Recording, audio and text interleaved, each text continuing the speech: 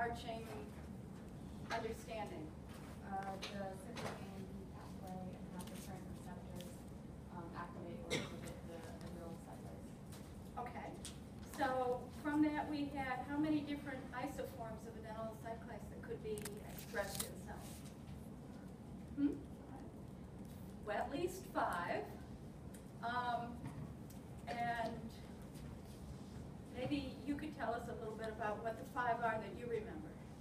Well, they're divided into like 5 subcategories, right? Adenylyl cyclase? Okay. Yeah, so like type 1, 3, and 8. Okay. And then type So 2. what's characteristic of 1, 3, and 8? There's a calcium intake. Okay. So they're calcium regulated. Yep. And once that calcium intake has taken place, and we're going to talk about how that would happen today, how does that regulate types 1, 3, and 8 that make them different from the other types? What kind of a subunit of protein can bind to 1, 3, and 8, or maybe it's already bound, that recognizes calcium? Yes. Calmodulin. Okay, a very small protein. We're going to learn a little bit about that today. I'm going to show you what it looks like structurally. Okay, so as long as we're on a roll, let's move over here. What do you think is the next family that you'd like to tell us about of adenylyl cyclases? Types 5 and 6. 5 and 6. So what's the hallmark of their They're regulation? predominantly regulated by GS and GI. Okay. Okay. So when you think of adenylyl cyclase, and how many of you had an undergraduate cell biology or biochemistry class where you talked about cyclic AMP production? Okay. Most of you? No hands went up? Is this the first time you've all heard of cyclic AMP production and its enzyme adenylyl cyclase?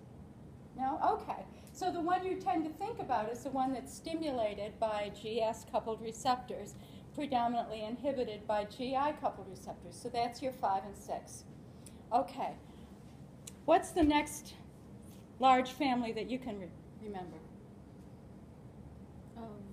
Adenylyl cyclase. I don't remember. You don't remember. Okay.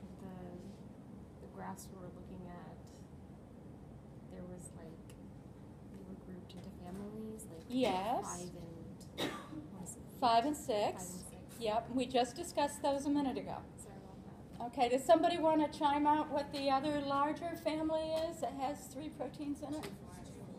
2, 4, and 7. And what's the hallmark of 2, 4, and 7 that makes them different from the others? They were synergistically. Synergistically, how? The beta gamma subunit complex. Right.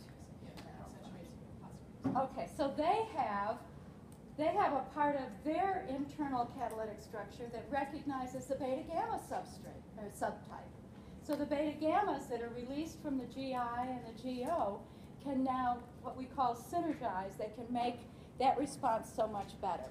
So if you go back and look at the bar graphs that I showed you, you can pair up the kinds of bar graphs with what adenylyl cyclase must be predominantly regulating based on what you saw when you had a GI stimulation and a calcium stimulation. And in this case, your calcium was an ionophore, so it didn't really require any biological activities on the cell's part.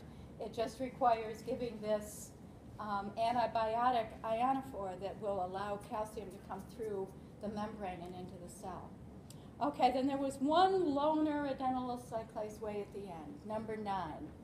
What made number 9 different from all the others? No.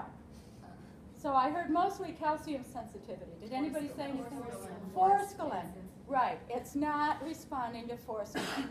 So it doesn't have, evidently, that binding site that can hold those 2 catalytic parts together, so it doesn't work. Okay, now skipping ahead, what stops this reaction once you've got plenty of cyclic AMP being made? Phosphodiesterase. So we had a family of those as well, and some of them probably stand out in your mind. So Who can name me one of them that seems to be something that you can walk out of this room and know securely that at least you know one phosphodiesterase and what makes it special? PDE1, sensitive to calcium and calmodulin. Okay, PDE1, very sensitive to calcium calmodulin, and it doesn't care which substrate it uses, right? Cyclic AMP or cyclic GMP. Okay, good one to remember. PDE4, that's the one I would have remembered even better, because where did we see PDE4 associated with in a scaffolding so that it could be ideally located in the cell where it could be useful? Well, the PKase stimulates it. Yes. So Mm-hmm. it's scaffold with PDA. Right, on an ACAP protein, which you should be very familiar with in the next 2 days. Okay, so these ACAPs are going to hold proteins together, and they're holding the adenylyl cyclase near there as well, so that when cyclic AMP is made, protein kinase A is activated, it can phosphorylate PDE4, and there are several subtypes of that, but PDE4 will now be activated. So whereas it might have been moving a little slowly, taking up its little cyclic AMPs and breaking them down to adenosine, now it works a whole lot faster so that it can clean up that whole area in its vicinity and remove the cyclic AMP so that it really stops the ability of the cyclic AMP to activate kinase A. Okay. Now there's probably one other that most of you men may have thought about in one way or another. PDE5. PDE5. Okay, so we've got women thinking about that too. So today we're going to talk a little bit about how that works. So moving on to what is our next series of second messengers, we're going to talk today about the GQ coupled receptors, and we're going to describe a little bit about how that can allow a calcium mobilization from inside the cell so that we're not at this point involving any of the ion channels that would be likely to bring in calcium. But now we've got a calcium pool inside the cell that's going to be regulated by this pathway that involves the 2 second messengers, inositol triphosphate and diacylglycerol. And the kinds of kinases we're going to be talking about today are those that are going to be calcium regulated.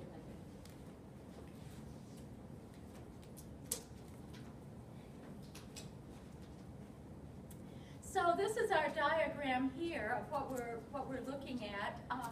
Here we have our receptors not in this picture, but the receptor is going to be interacting with a GQ, and the GQ is going to be acting at a phospholipase. So the effector molecule here is the phospholipase. And when the GQ activates it, this phospholipase works with the phospholipids that are already on the cell membrane, and particularly those that are the inositol multiphosphated. So if we look at this over here, what we have is our glycerol backbone. We have a head group over here that is going to be the inositol. It's going to have multiple phosphates on, and then it's got these 2 acyl chains. So what the phospholipase C does is remove that head group so that we have what's left over is diacylglycerol and inositol triphosphate. Now it's not just any inositol. This inositol has already had some phosphates put on it. So this one is now called 1,4,5 inositol triphosphate when it comes off. And it's because this phosphate here was what was coupled to the glycerol to couple it and make it the phospholipid head group. So when we say phospholipids, what we're talking about is that this phosphate on this one methyl group or carbon group that is not holding one of the fatty acids is connected to the phosphate. The phosphate then is connected to the various head groups. So the one we're talking about today is inositol. What are some of the other head groups that are typically on phospholipids in your plasma membrane? Choline. Choline, yes. Ethanolamine, serine, yes. So those are your main ones. So this one is the inositol, which is a sugar, and sugars have hydroxyls around them. And these hydroxyls are going to be sites for phosphorylation. So there are kinases that will phosphorylate these lipids. Those kinases are going to be triggering the phosphate in a particular space in the lipid. So there is one that triggers at the 4 position and one at the 5, and one very special one that triggers at the 3. So right now, for our release of inositol triphosphate, we're only looking at the ones that were phosphorylated at 4 and 5. So when this gets removed, that phosphate goes with it, so it's no longer on this glycerol, and the phosphate becomes number 1, and then we have phosphate at 5, and at 4. So there are 3 of them, so that's why it's called inositol triphosphate. But even better, it's called 1,4,5-inositol triphosphate. And a little bit later on, we'll talk about HEI3 kinase, which is going to be phosphorylating over here in the inositol groups that are in the membrane. So when phospholipase C cleaves, the phosphate group goes with the head group of the inositol polyphosphate. We get IP3 released. But the diacylglycerol has these fatty acids still there. And it doesn't have anything that's going to be water soluble anymore because we took it off. So the water soluble part is the hydroxyls and all these phosphates. So this is free to go into the cytosol, but the diacylglycerol has to stay in the membrane because that's where it's anchored because of those phosphoacyl chains, those acyl chains. So at this point, the inositol triphosphate is free to diffuse, and it has a receptor that's an ion channel in the endoplasmic reticulum. The endoplasmic reticulum is going to be storing most of the calcium. Now, it's not the only calcium store in the cell. The mitochondria has a lot of calcium stored in it, and there are a couple of other storage sites. But smooth endoplasmic reticula is known for storing the calcium. So it's got ligand-gated ion channels that are going to be here, and that means the ligand has to bind to it in order for that ion channel to open up. So the ligand is IP3. It binds to this ligand-gated ion channel and allows the calcium, which has been highly stored in the outside or in the inside of the endoplasmic reticulum, to now come out into the cell. Now maybe you all can tell me how much calcium is outside the cell. How many of you ever made up a physiological saline solution for either bathing tissue preps or cell culture? Has anybody done any experiments in the lab with cells or cultured or tissues? What's in a Krebs Ringer buffer? How much calcium? A little bit, because, well, at least like muscle contraction, you want your calcium to stay from the cytosol to SAR. So is it mostly calcium intracellular, extracellular? Most of the calcium is extracellular, yes. So what concentration extracellular? That's what I'm asking. Well, it's really, really, really very important. So all you clinical people, how much calcium are you looking for in lab values in the serum of a person that is well? And if you don't have that calcium level, if it's too high or too low, you've got a really, really bad situation. Does anybody remember? No? Okay, so I'll tell you. 2 millimolar. And half of that is going to be bound to albumin or some other binding proteins that are probably going to be in the cytosol, or are going to be affiliated or associated with another. So calcium is positively charged, a negative charged ion. So roughly, the free calcium on the outside of the cell is 1 millimolar. Now, inside the cell, you're absolutely right. Inside the cell, you don't want to have a lot of free calcium. So what can you imagine the calcium concentration probably is when I say you don't want a lot of free calcium?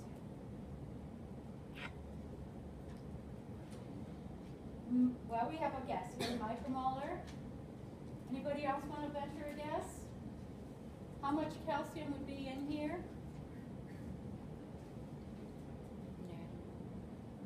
Okay, it's less than micromolar because once you have released this calcium into the cytosol, it ends up maybe coming up to 1 to 5 micromolar. So that's a large calcium influx that's coming into the cytosol from the endoplasmic reticulum when it's been stored. So this allows us to use calcium as a signal. It's a second messenger. Yes? I'm sorry, you said it's 1 to 5 micromolar is cytosolic concentration of calcium? When you've released this. Oh, yeah, release. When you've released it, now it comes up to micromolar, 10 micromolar, maybe a little bit more concentration. Okay? And that's what we can use as a signal because now this calcium is going to regulate the calcium-sensitive kinases. And the first one, the one that you see on this diagram, is PKC. And C stands for calcium, so it's easy for you to remember. But it's not really fully active, even though it is regulated by calcium. Now it has to translocate, if it's going to be using substrates that are on the plasma membrane, it has to be activated by binding to a site on the protein kinase C, which will bind to the diacylglycerol, which you know is already still stuck in the membrane. So if it's going to come back and use substrates that are in the membrane, it's got to be activated by the diacylglycerol binding. So now it's here, and now it can activate substrates. And if it activates substrates now, it can activate substrates either on the membrane or in the cytosol or in the nucleus. So, so it can be traveling around doing its activation, just like we saw protein kinase A catalytic subunits could do. Now we have a way of refilling this channel because just like what we discussed, a phosphodiesterase is going to be required to break down the cyclic AMP so the signal doesn't continue. If you're going to need another signal, then you can't be having this calcium around in the membrane for very long. So how is the cell going to get this calcium out of the cell or out of the cytosol? Chronically open channel. It could open a channel. Where is that channel going to be? In the ER. It could be in the ER. So it could be taken right back up in the ER. Now it's not going to be probably a channel, it's going to be a transporter. Because now we want to have all of this sucked up like a vacuum cleaner. And if we just waited for this to happen, it probably wouldn't. So there's a transporter that's going to be transporting it back in. How else would the cell get rid of this calcium that's just been released? How are you going to degrade calcium?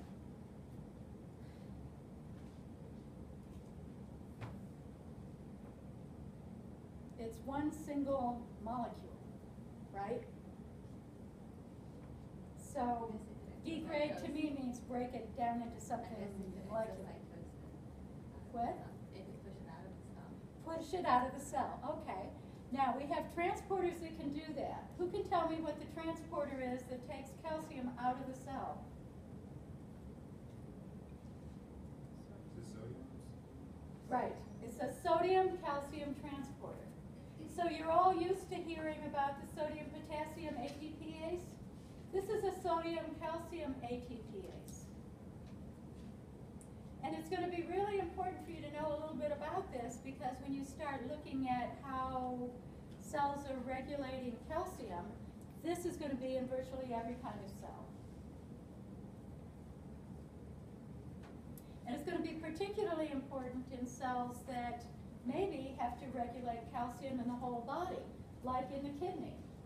So in the kidney, your cells need to have this calcium. You don't want it being pissed off in the urine. So there's got to be a good calcium transporter that can bring it back in, out of the kidney back into the bloodstream. So very good use of your calcium sodium transporters. But actually every single cell has one, because if we're going to use this as a signaling system, we have to get rid of that calcium. It's going to go back in the endoplasmic reticulum, but a good amount of it is going to go outside. So that means that when you refill, if all you're doing is refilling from inside the cell, you're probably not going to get it refilled completely. So you need to have a mechanism of bringing it back in. So cells have what we call store-operated transient receptor potential. That's a whole family of ion channels, calcium channels, that are located on the plasma membrane. And they're called transient receptor potential because they can recognize when you don't have very much calcium left in the endoplasmic reticulum. And you can see that this endoplasmic reticulum seems to be contiguous with where the plasma membrane is. And you've got two little proteins that are bound together that are holding it together. So you've got this ion channel bringing the calcium in. But you don't want the calcium just getting lost in the plasma or in the cytosol. You want it to come in and be stored here in the endoplasmic reticulum. Okay, so our inositol triphosphate is, just as a recap, is phosphorylated on key phosphate groups. The phospholipase C, when it's regulated by a GQ, is going to be releasing the inositol triphosphate, leaving the diacylglycerol, and then we'll refill the channel. So when this happens, we could be doing this by two different subtypes of phospholipase C. So our phospholipase C that I just referred to that may have been coming from your G protein coupled receptors is phospholipase C beta. So our G coupled receptors are GQ receptors, and that typically could include muscarinic acetylcholine receptors. So whereas those that are interacting with GO and GI are 2 and 4, 1, 3, and 5 are GQ coupled receptors. Histamine, glutamate, the metabotropic glutamate receptors, the alpha adrenergic receptors, alpha-1, serotonin receptors, vasopressin, thrombin, and again, lots of our light and odor receptors, all going to be GQ coupled. So that goes through the subtype called phospholipase C beta. Now I'd like to introduce you to growth factor receptors, which are those same ones that I told you were the tyrosine kinase receptors. These are going to be responding to a prototype such as insulin. So the insulin receptor, the EGF, FGF, these are growth factors. So EGF is epidermal growth factor, FGF, fibroblast growth factor, VEGF, the one that increases the angiogenesis that you don't want happening around your cancer cells, that's VEGF, that's vasoactive endothelial. All of those are these growth factor receptors. They're the ones that pass through the membrane once, form dimers. This isn't showing you the dimer, but this is going to be using that tyrosine kinase to regulate phospholipase C gamma. So both of these, either one of these, could be useful in initiating this response. So it's not just limited to the G protein coupled receptors, although that's our prototype for today. So our diacylglycerol is going to be stimulating our protein kinase C, And when we're talking about things that are going through these growth factors, one of the substrates sequences that we're really going to be looking for would be those that are associated with cell proliferation. So the whole point of these growth factors is to keep the cells from going into apoptosis and allow them to continue in a more protective way. And that goes through the phospholipase C gamma. Phospholipase C beta can be useful in many, many other ways. So when we look at these, you can see that we've got some complexity here. All of these little markers on a protein indicate where some of our scaffolding can be. So last time I sent you home with something that we really didn't go over, but I want you to take a look at it because it has to do with what all of these little markers on proteins can do. So imagine that you've got Legos and you're building a protein, and your little pink Lego is going to be having what we call an SH3 domain. So it can regulate by binding to things that can bind to it. And this one, SH2 and SH3, are going to be recognizing some prototypical parts of other proteins so that they can regulate on this. So then you can see that we've got some other phospholipase Cs as well. Okay, now what we're interested in looking at is this, how we can regulate this phosphoinositol that's already in the membrane so that it can become the substrate for our phospholipases. So typically we can get that regulation again through that mechanism through the growth factor receptors, because they can regulate the kinase that's going to be putting the phosphate on. And the one that they tend to regulate is one that regulates by putting the phosphate on the 3 position. If you've already got the 4 and the 5 on, this was the one that was subject to that phospholipase C and breaking down. But that's not the only reason that we have phosphorylated inositol on our membranes. When we have a growth factor receptor that can activate PI3 kinase, that puts a phosphate on the 3 position. And now you've got not only the phosphate group that holds it into the glycerol, but now you've got 3 phosphates that are going to be phosphorylated. And it does it through activating this enzyme called phosphatidylinositol 3 kinase, PI3 kinase. So this is going to be now subject to one of those domains that's on that slide set that I had loaded up for you last week. The pH domains, which stands for plextrin homology, are going to recognize where these phosphates are. So cells that have proteins that have these plextrin homology domains are going to be able to bind to these phosphorylated lipids in the membrane. And when they bind, then they are called out of the cytosol and into the membrane so that now they can be active. So any protein that has what we call a plextrin homology domain can recognize whether it's going to bind to PI4-5 or PI3-4-5, or maybe it's going to bind to PI3-5 or maybe just 3-4. So depending on where these phosphates are in the inositol, you could get different kinds of families of proteins that can come to the plasma membrane and become activated. So this mechanism that we just talked about with the phospholipase Cs can not only be a response to one of those G protein coupled receptors, but it's also regulating how much of these inositol phosphates we have left in the plasma membrane to be able to bind to other proteins. So we've got really a twofold function going on here.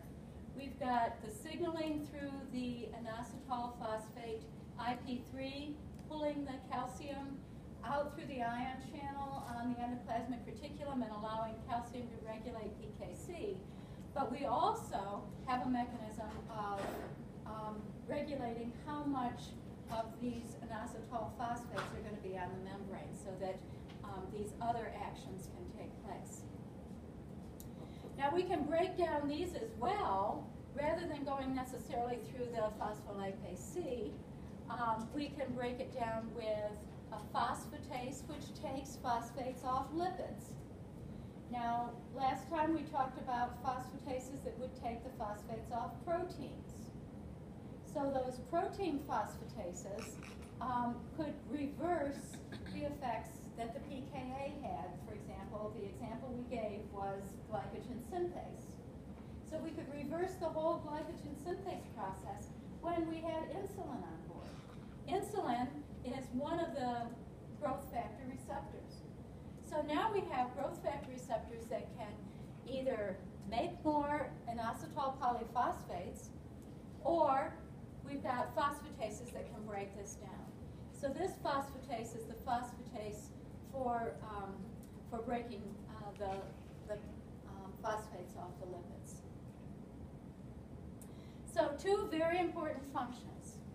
And in the second half of today, we'll talk about how nitric oxide is going to be coming to recognize these pH domains that are going to recognize these lipids.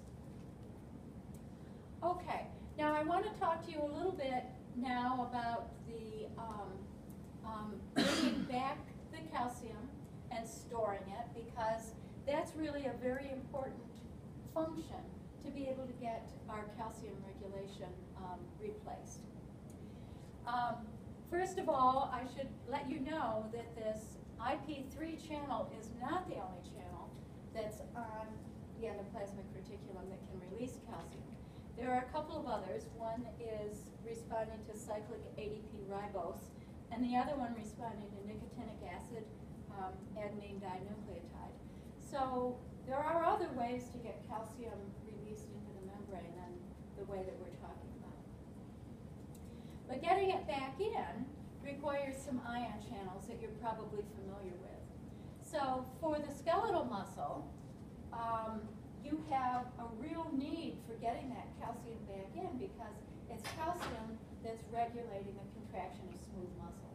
So what we know about sarcoplasmic reticulum in L channels and skeletal muscle and smooth muscle is that we can regulate these L channels by modulating their ability to bring the calcium back in and store it in that sarcoplasmic reticulum. And we can typically block that with a drug called nifedipine. So how many of you have heard of nifedipine? Just one? Okay, it's a drug that's typically used for blocking these calcium channels in heart failure, so that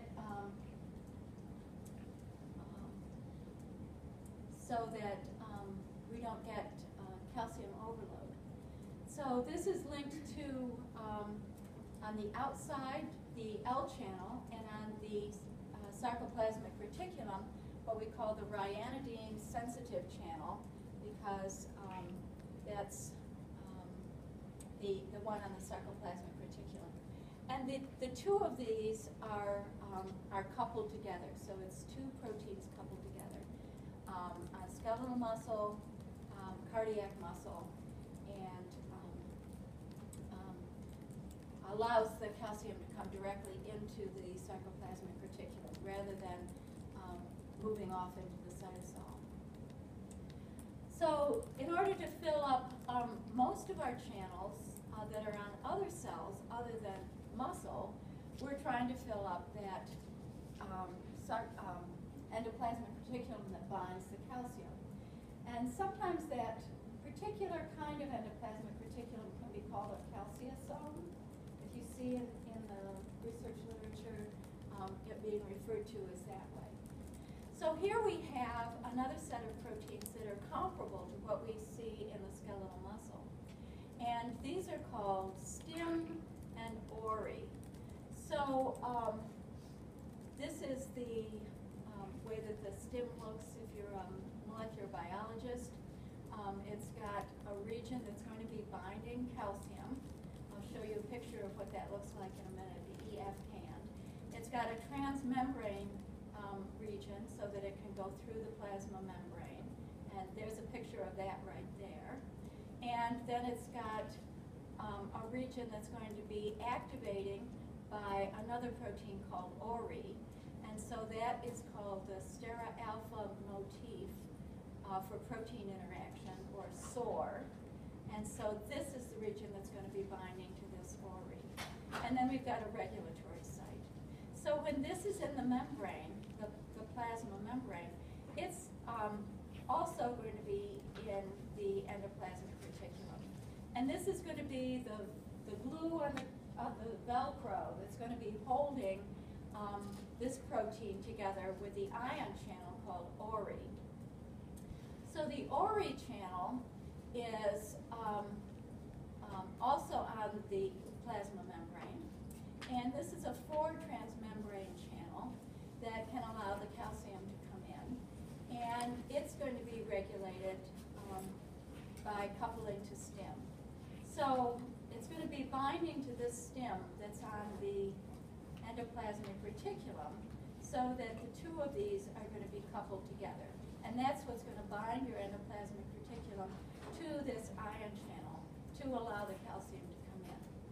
Now, it's not real clear why there are stem molecules on the plasma membrane, but they're there as well as here on the endoplasmic reticulum. So once you have lost this calcium, the signal is going to come to this stem that says that you now have less calcium in here. And that's largely because we have a calcium regulating site right here on the stem. So that can detect when there isn't enough calcium left here in this endoplasmic reticulum region where you want to store it. And when that happens, that triggers the response so that the stem now interacts with the ORI and allows calcium to come through. So you can see this if you're measuring your calcium intracellularly, and you can do that with several different dyes. There are a lot of dyes that will recognize calcium, and then they'll change their fluorescence. Maybe you've heard of some of these, Fura-2, Fluo-4, calcium green.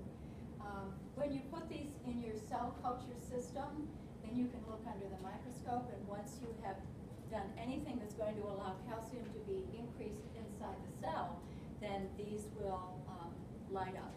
Now, the Fura-2 is a little bit more complex in that it actually requires that you have the right wavelength to stimulate for it to light up.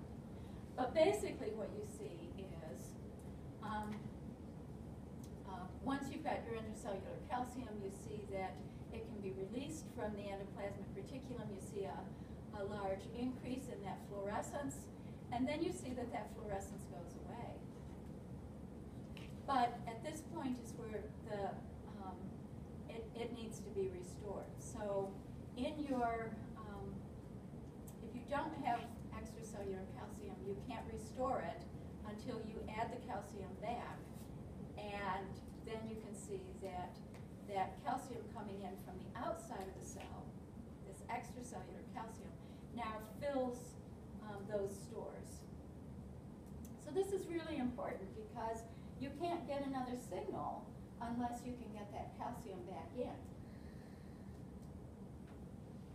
Okay, so some of our activators and inhibitors, some of these are actually useful as drugs.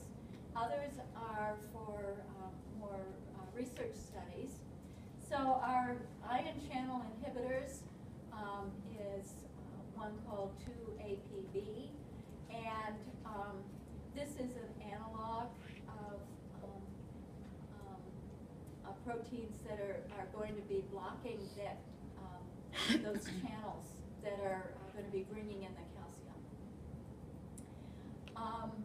There is mechanism-based inhibitors, and these are going to be working often through either these TRP channels, these transient ion receptor channels, or the stem channels, and can block the calcium input. Okay, now typically you could also get your calcium in through ion channels. So I don't want you to go away thinking that the only way you're going to raise calcium inside the cell is to get it out of the endoplasmic reticulum. So typically, a calcium channel would be something like the NMDA and the kainate channels that are in the synapse that are going to respond to glutamate.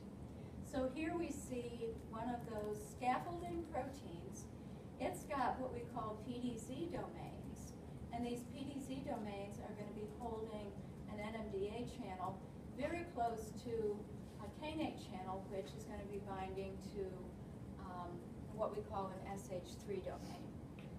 So I've given you the reading chapter on your signal transduction that describes what these kinds of domains are, and I gave you that slide set to take a look at that. So you can see, here's a protein called PSD95.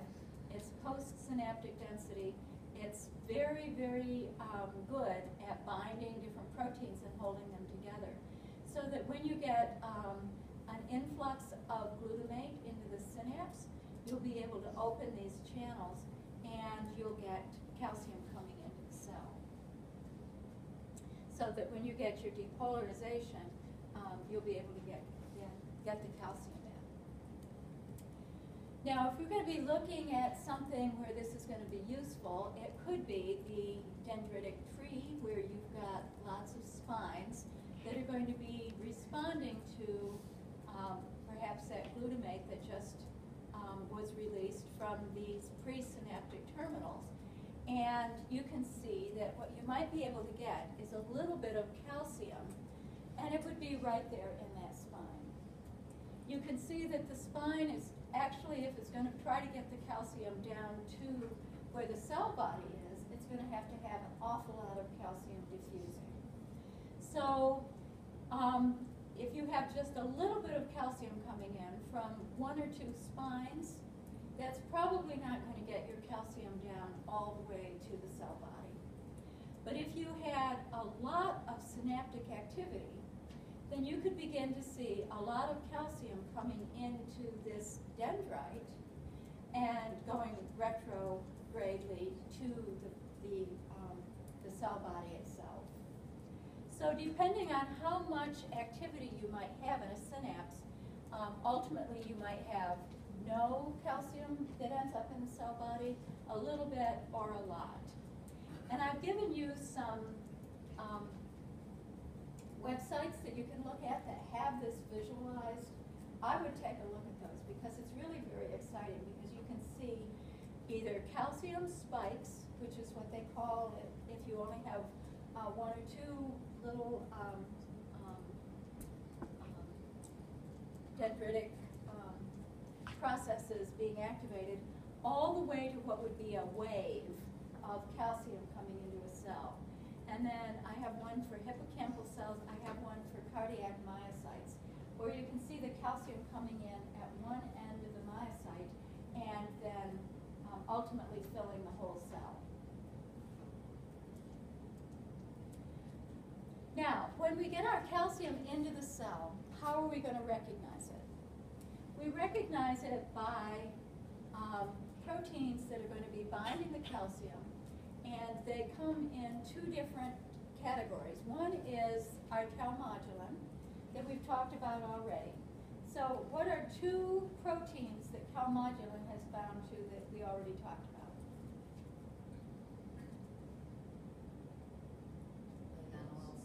Adenylyl cyclase is one. Maybe somebody in the back. Actually, we talked about three proteins that calmodulin binds to and regulates the calcium.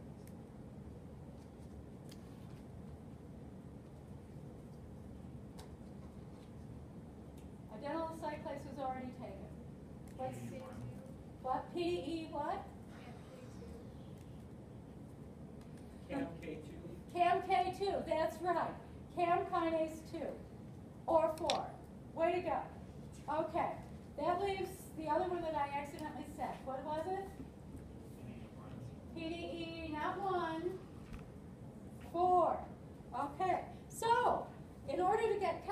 regulation of these very diverse proteins, we have to have calmodulin, and this is calmodulin right here, or at least part of it. The other family is these neuronal calcium sensor proteins, and the other family is calcium binding proteins. So our sensor proteins and our calcium binding proteins all have to have a way of recognizing that calcium. And there are two ways to do that. One is this helix loop helix configuration that can bind the calcium internally here. So if you want to look at the whole protein and rather than just the cartoon, that sort of looks like this. And these are called EF hands. Now if you can sort of imagine an F structure out of this, you might have to think about it a little bit, but this is an F maybe with this middle area coming off. And these are all the proteins that have this kind of configuration that can bind a calcium in. So it's not just calmodulin. Calmodulin is part of this family. But many of these others that are regulating are being regulated by calcium. So a lot of proteases require calcium to break down proteins. So they're going to have this kind of functional motif inside them. Calcineurin, does anybody know what calcineurin does? Anybody who's come from a neuroscience background? No? Well, why don't you all go look that up. Troponin C, people who come from a skeletal muscle background, what does troponin do? Facilitate binding, it's involved in actin myosin binding. Okay, involved in actin myosin binding in muscle. What does it do to have that involvement? What can you imagine it's doing now that we told you what kind of a protein it is? It's probably sequestering sequestering calcium in that and Yeah? So it's providing the stimulus for calcium. If calcium is going to be involved in that actin-myosin interaction, how is calcium going to be involved? Troponin, right? So you all want to look up troponin and see how that interacts with calcium in a physiological sense. Okay, some of these others here too. So skeletal muscle, troponin, you can look that up. Then we have C2 domains, and C2 domains will also bind calcium. Those are the kind of protein folding that you would find in PKC. So PKC needed to be activated by calcium, right? We just learned that, if you didn't know that before. It doesn't use an EF hand, it uses this C2, what we call a C2 domain. And the phospholipase C not only has a C2 domain, but it also has an EF hand domain, so that it can respond to calcium as well. So these don't need calcium. You don't need a calcium binding to a PKC. You need to have the calcium binding directly to the PKC rather than having a calmodulin. So here's one of these neuronal calcium sensing receptors. It has 4 EF hands. Actually, only one of them isn't really very functional. But it's got 3 places on this protein where it can bind to calcium. And so when it gets twisted around, you have 1, 2, 3, 4 on calmodulin. And on this sensing receptor, you have 2, 3, and 4. So you can bind 4 calciums on calmodulin. You can bind 3 on this neuronal sensing receptor. Now there are a lot of neuronal sensing receptors, and they tend to be numbered. And the sensitivity that your cells might have to calcium is going to depend on how strongly these proteins are binding calcium. So you could see that as you increase the calcium concentration in the cell, and this is going from 10 to the minus 7 molar, 10 to the minus 6 molar, 10 to the minus 5, 10 to the minus 4. You can see lots of log dose response curves here from different calcium sensors, because they all may be binding calcium with a somewhat different concentration. So you could see that if you have a little bit of calcium in the cell, you might be activating one process. But as you get more calcium coming into the cell, now you've got more proteins being activated that may be activating other processes in the cell. So we're very sensitive not only to the fact that you've got calcium there, but how much calcium you have based on these calcium sensing receptors, or some sensing proteins. So that one that we just used as our example, our neuronal calcium sensor number 1, has the ability to regulate a lot of different proteins. And some of these are also calmodulin binding proteins. But just take a look and see what some of these are that we remember. So we've got calcium dependency that will activate something, and we've also got calcium that can inhibit. So here's one that can activate. It's activating PI4 kinase, a subtype of PI4 kinase. What does PI4 kinase do that we just learned about?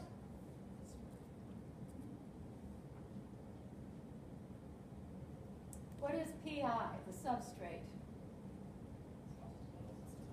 Phosphatidylinositol. What does the kinase do? It phosphorylates at the 4 position. So that kinase that puts the phosphorylation on the 4 position is regulated by calcium. Calcium comes in, activates that, and now you get more phosphate on the 4 position of your inositol phosphates on your plasma membrane. So now it can be used as a signal. Here's one that some of you who are interested in substance abuse can recognize, the D2 dopamine receptor. How many of you knew that the dopamine receptor was regulated by calcium? How many of you work in a lab that's regulating calcium by the D2 or by the regulating the D2 receptor, Tyler, and you didn't even know that it was regulated by calcium, did you? So here you go. What is it? It's stimulated. And I'll bet you could probably find some papers in the literature that you recognize a calcium stimulated. Here's a G protein receptor kinase. So this is one that's going to phosphorylate so that arrestin can bind. That's that's inhibited by calcium sensing receptor protein. So here's a phosphodiesterase. This must be phosphodiesterase what subtype? It's binding calmodulin. This one right here. When you see this on here, what does it say? It says to you it's number 4, right? Calcineurin, that's the one that you're all going to look up. The IP3 receptor. What is the IP3 receptor?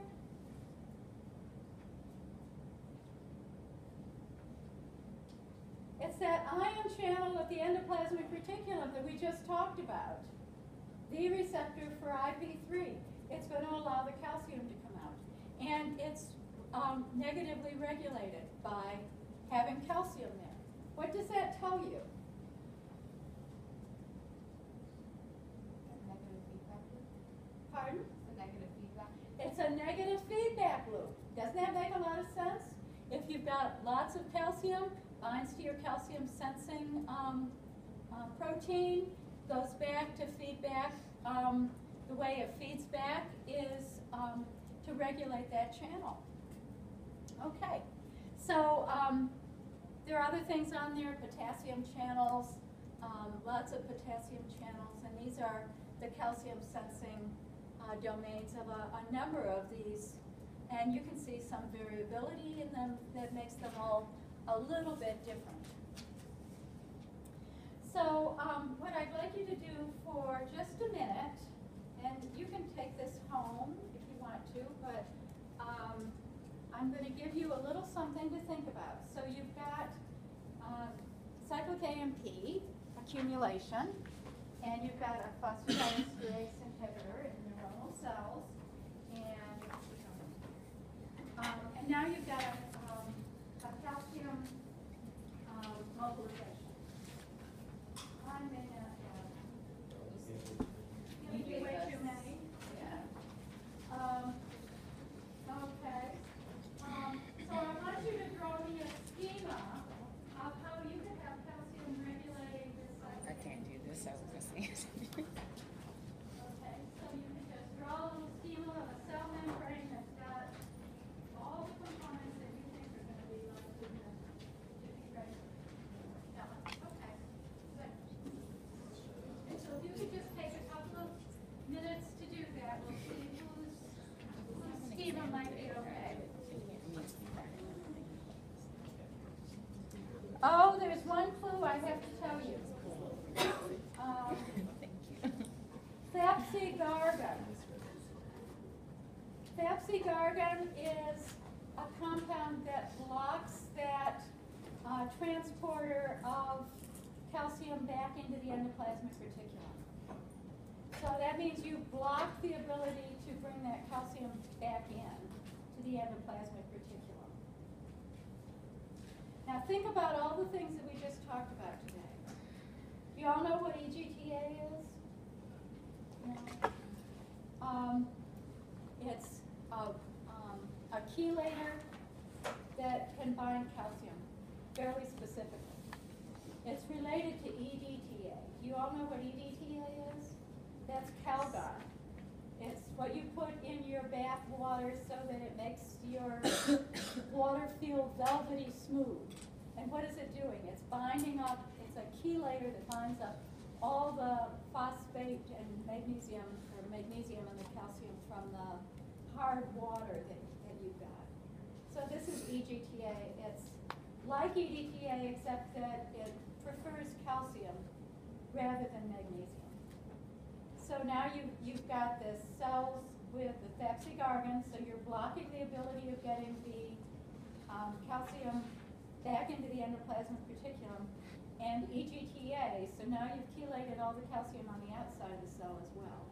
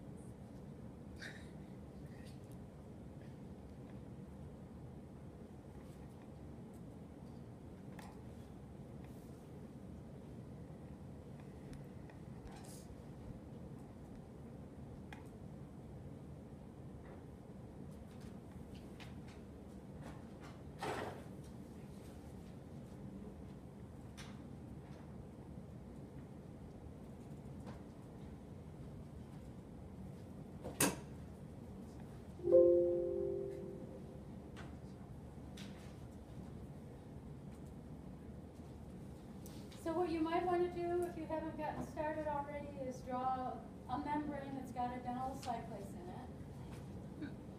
And then draw an endoplasmic reticulum that's got some sites there. So you want to really draw what we talked about today.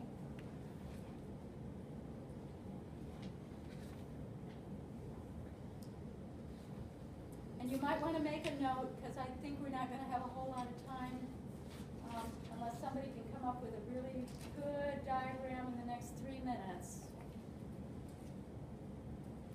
So you want to be able to make some notes that says that Fapsigargan is going to be blocking that transporter that brings the calcium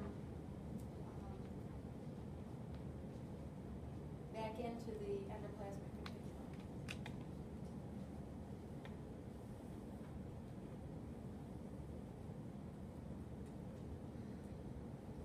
The one that's on the endoplasmic reticulum, not the stem ori.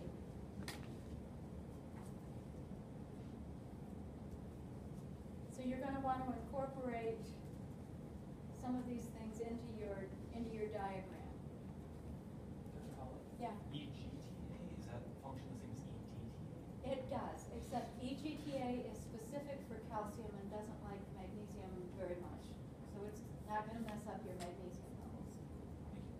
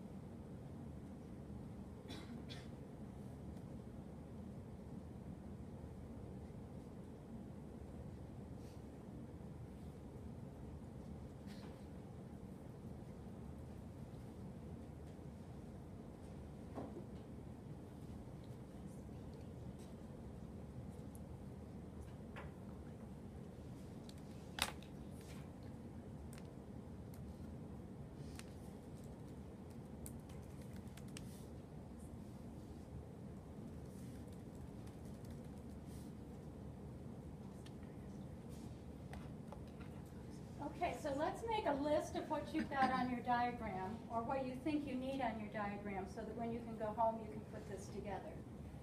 What, based on this scenario, do you need for this signaling pathway? TRP calcium channel on membrane. Okay, you need a trip channel.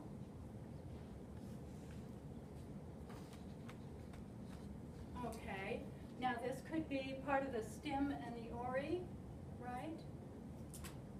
So it could be the ori is the channel and the stem is the regulator. So I'll put both of those there. Okay, and that's your store operated calcium channel. So that's going to allow calcium to come in. What else do you need in your diagram? What? Adenylyl cyclase. And which one? Ones. Just to narrow things down a little bit. 1, 3, or 5. Or 8, excuse me. Okay, so this is your calcium regulated adenylyl cyclase. Okay, so you gotta have both of those in there. What else do you want to make this a good diagram?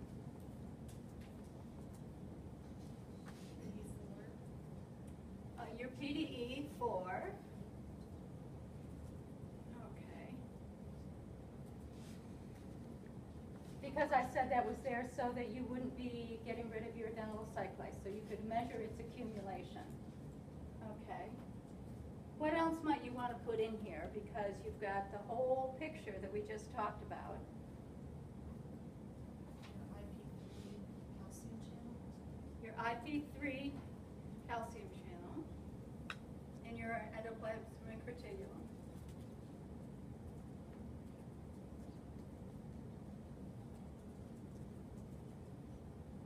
Okay.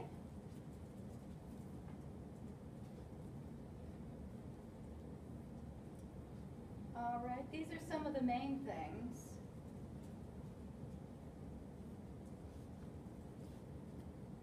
And probably you could decorate with some other things as well, because you needed to have your IP3 on there. Where was the IP3 coming from? Phospholipase C. Phospholipase C.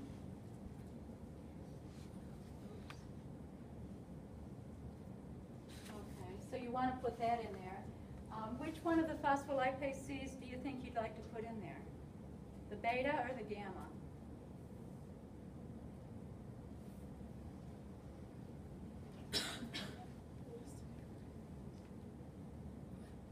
I guess it doesn't matter, does it?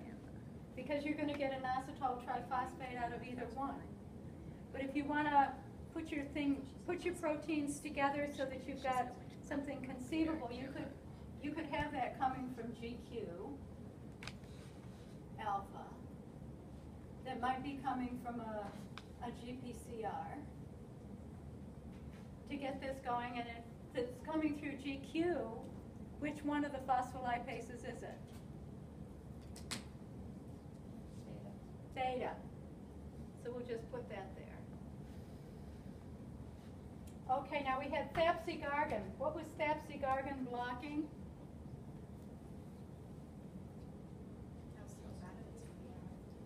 Right, calcium back in. So it blocks what protein? So IP3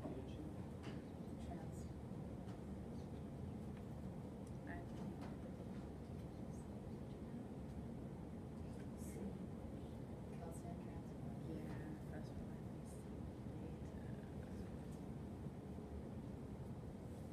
Okay.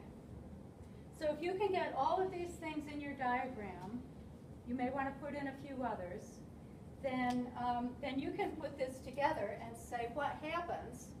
First of all, EGTA chelates your calcium. So that means outside your cell you don't have any calcium anymore because you've got it all bound up, right? Thapsigargan blocked this transporter, so you can't get it back into the endoplasmic reticulum anymore. But once you bring in calcium and you add that, then this chelation is overcome. So now you add calcium. Where's your calcium going to go? How's it going to get back in the cell? Your trip channel. Right there. Okay. So what does this seem to indicate about getting this activated by calcium? This is going to be a calmodulin, right?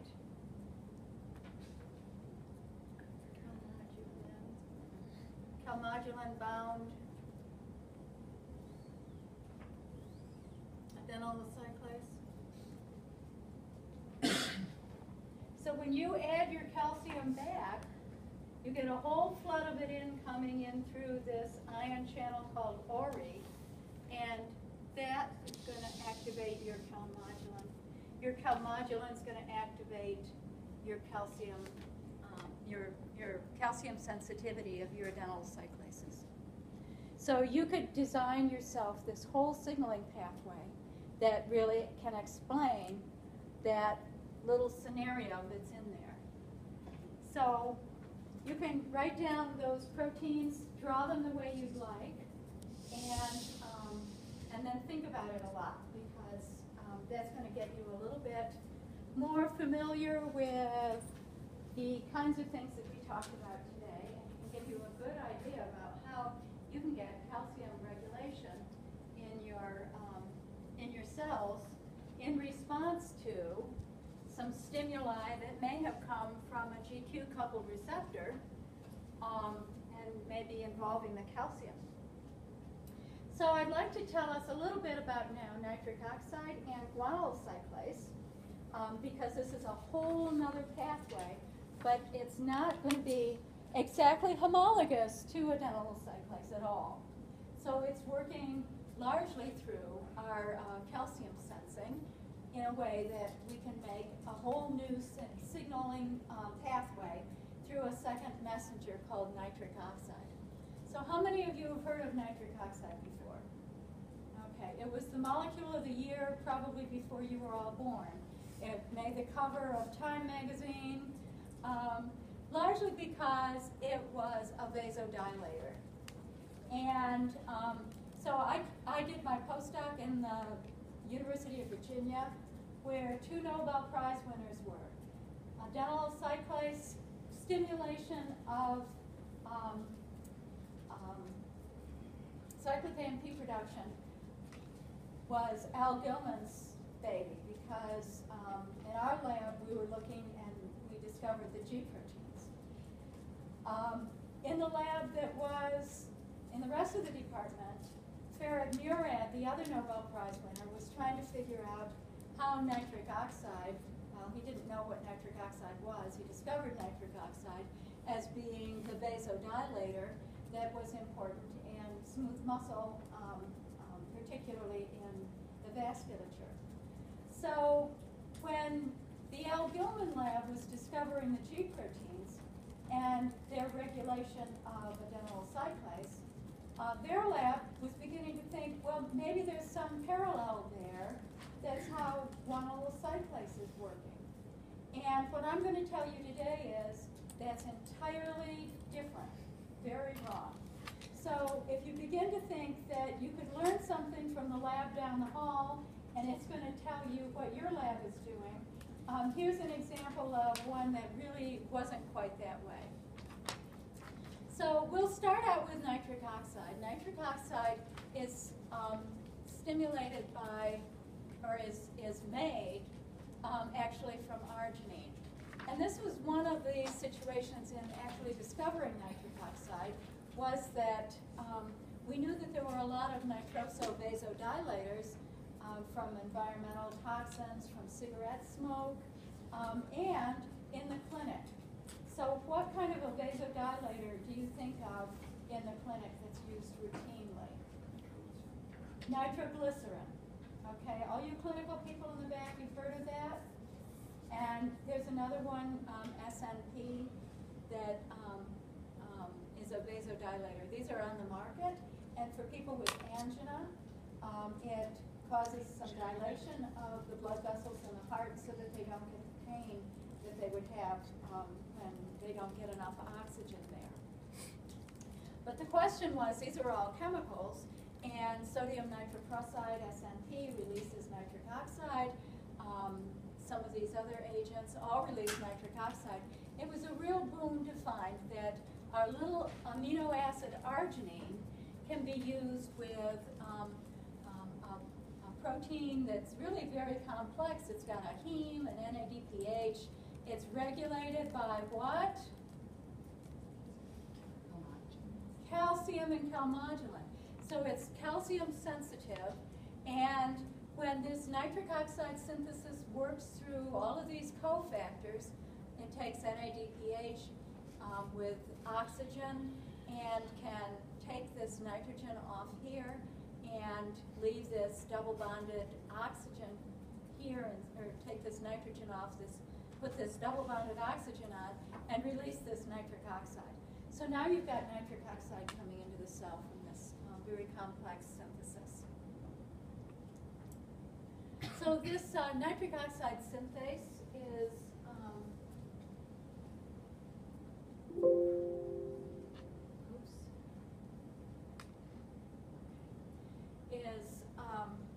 one of these modular proteins we just talked about, where those cofactors were binding.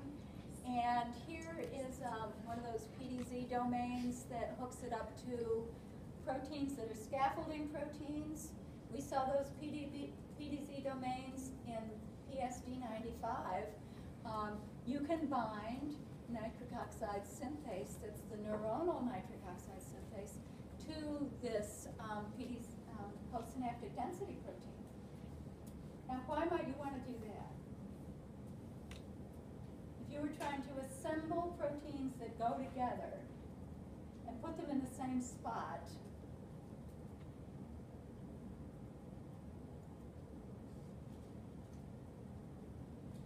let me go back here. What is this?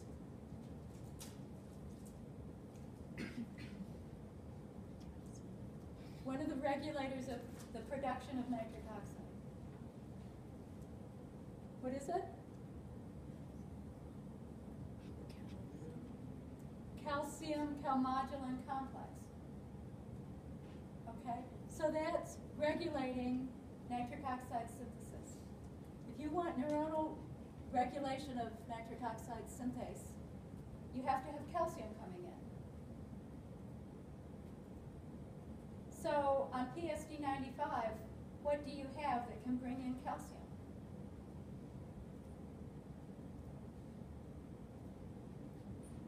Glutamate receptor ion channels, right? So you're bringing in the calcium if you've got your nitric oxide already attached because you scaffolded together right next to your ion channel that brings in calcium, then you can immediately get that calcium to regulate nitric oxide synthesis, can't you? How convenient. You've got it scaffolded together. Two proteins, one brings in the calcium, the other one uses it. So this is the active catalytic site. These are those cofactors. It's a kind of a complex molecule, and it's got heme in it. Okay, so there are 3 different subtypes of nitric oxide synthesis, and they're in different cells depending on what their functions are. Type 1, the first one that was discovered, is the one that we call neuronal NOS. And see, it's got this little N in front of it. That stands for neuronal. And it is going to be regulated by calcium calmodulin. And the reason I say constitutive here is that your cell is going to make lots of this, but it's not going to be active until you get the calcium regulating it. So the calcium regulates it. It's got this PDZ domain, so now it can be binding to the synapse where you're going to have those calcium channels. So now you can activate it and get nitric oxide. We're going to skip type 2 for right now, go right to type 3, which is endothelial NOS. So where do you have endothelial cells in the body? In your vasculature. So, you know, I told you that when Farid Murad was looking for something that could help cause the smooth muscle relaxation, and particularly in the blood vessels, in the vasculature, he was looking for endothelial NOS. So endothelial NOS is eNOS. It's also going to be made by the cell, so it's always going to have plenty of it there. And it's going to be regulated by calcium and calmodulin as well. But in this case, it's a little bit different because it can bind to those pH domains that are the ones that bind to lipids. Those lipids that we talked about that were going to be phosphorylated, the inositol multiphosphorylation sites. So, and it can also be palmitoylated and myristylated so that it can bind to the plasma membrane. So this one can actually stay in the plasma membrane. And it likes to be in the membrane where it's got lots of sphingolipids and cholesterol. So it's going to be in what we call the caveoli. Have you heard of caveoli in your plasma membranes? Sometimes they're called lipid rafts. They've got a somewhat different lipid composition because they've got a lot more cholesterol and a lot of sphingosine. So this is where a lot of signaling pathways are accumulated because they can have either palmitoyl or myristyl groups on their protein so that they can be hanging in there with this amount of lipid.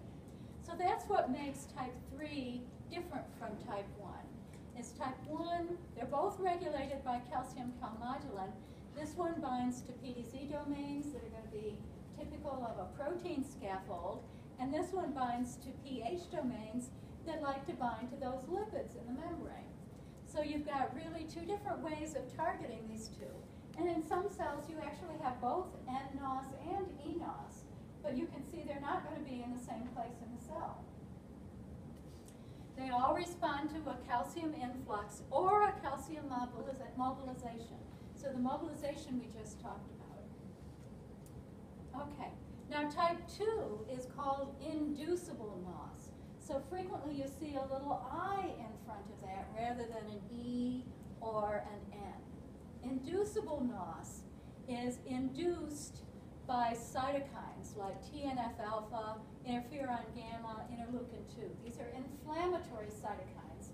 And so the places where you're going to see induction of NOS are going to be the cells that are going to need to have a lot of nitric oxide in order to kill other cells, like macrophages. So now, instead of using nitric oxide as a second messenger or a signal, which is what these two do, type 2 NOS is going to be making huge amounts of nitric oxide that are going to be there to kill bacteria or other cells. So typically, lipopolysaccharides from bacteria are all going to be activating the induction of new protein. So the way this is regulated is not by calcium. It still has a calmodulin, but that calmodulin is so tightly bound that it will work whether it's got calcium on it or not. What's mostly regulating this is that you've got the ability of the cell to make a lot more of that enzyme. So the other difference is here, you can trigger a response to a calcium influx that's going to be absolutely very, very short. It's going to be nanoseconds. As soon as that calcium gets in there and activates that calmodulin, it's going to start the production of new nitric oxide in these two. Here, this is typically delayed. Why is it delayed?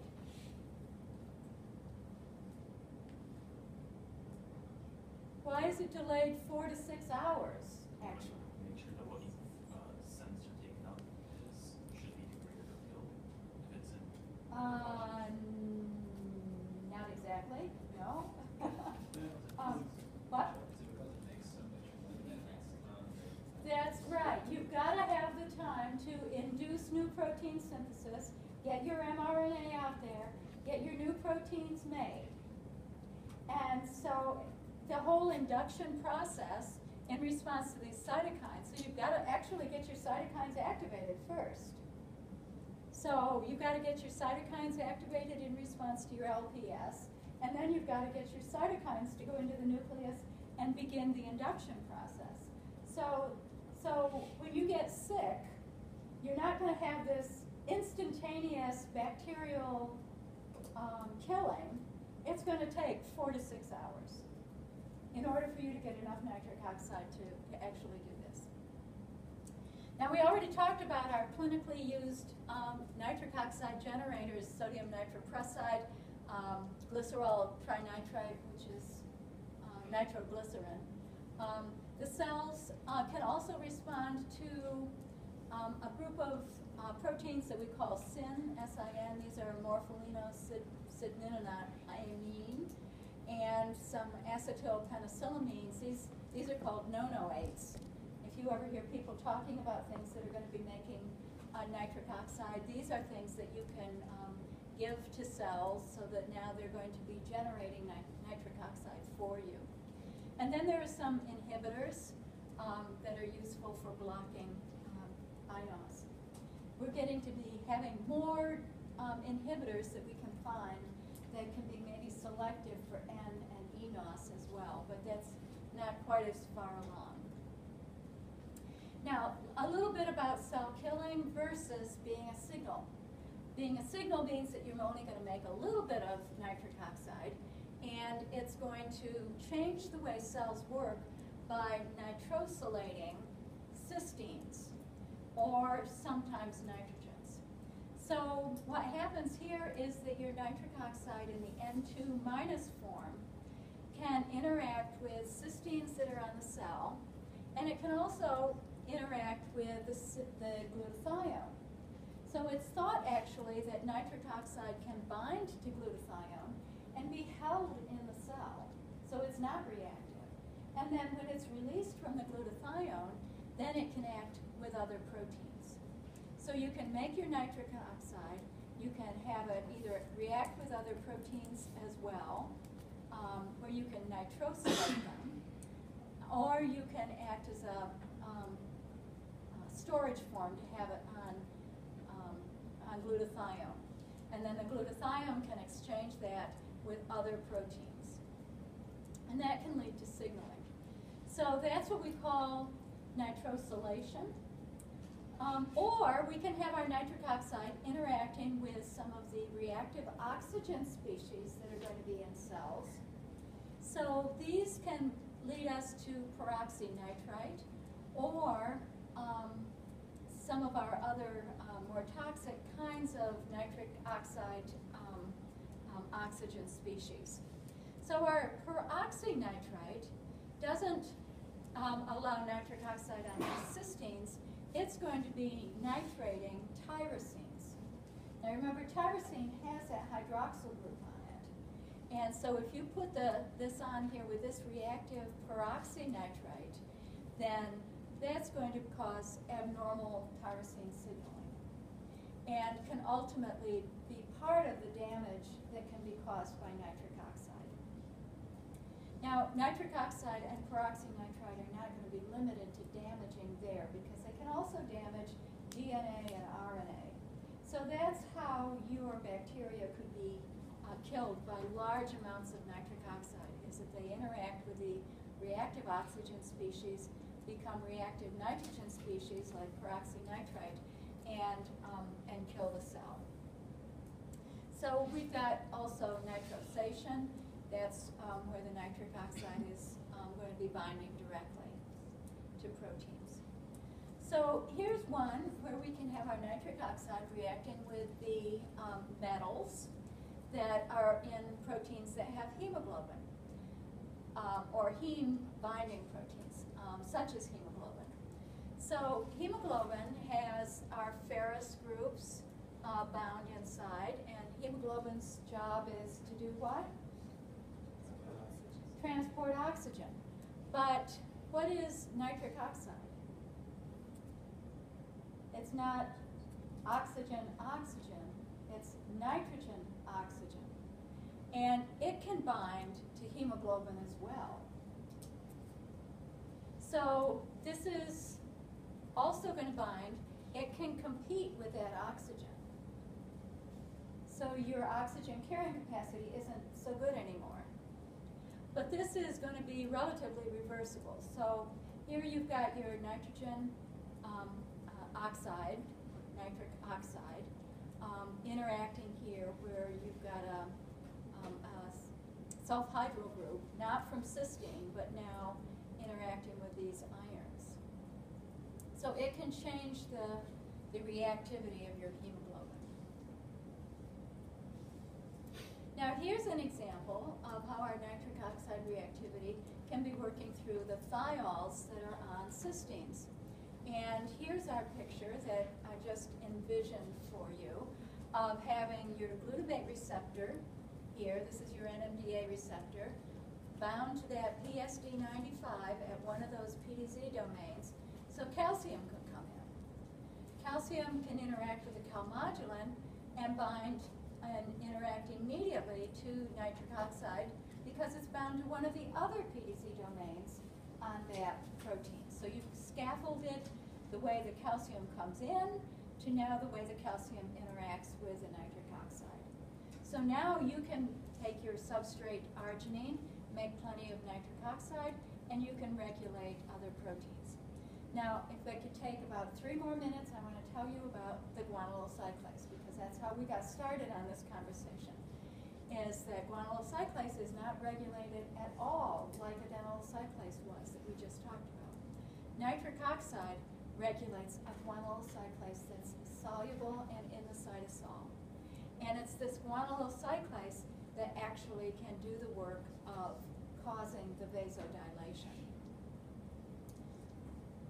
So we'll skip that, you can look at that. So this soluble nitric oxide sensitive adenylyl cyclase is activated by nitric oxide, And we've got some inhibitors and activators that I'll tell you about, and the tissue distribution. So what got the Nobel Prize for Farad-Miriad was the fact that these endothelial cells that are in the vasculature had to get a message across to the smooth muscle cells in order to get the reaction to take place.